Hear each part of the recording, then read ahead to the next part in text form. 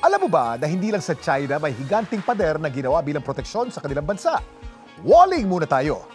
Pero excuse me muna sa Great Wall of China dahil may pinagmamalaki namang Great Green Wall sa Africa.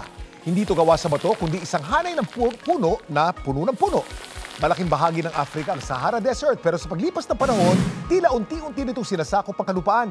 Tila gumagapang ang disyerto papunta sa teritoryo ng mga tao at hayop. Sa mamamagitan ng kanilang Great Green Wall, inaasang mapipigil ang paglaki ng disyerto. Ang kabuuang haba raw ng Great Green Wall ay 8,000 kilometers mula bansang Senegal hanggang Djibouti. 11 bansa sa kontinente ng Africa ang makikinabang sa Great Green Wall. Dapat alam mo na maraming pagsubok na kinakaharap ang proyektong Great Green Wall dahil sa malupit na kalikasan sa Africa na kalimitang kinamamatay ng mga buhay ilang. Yan ang dapat alam mo.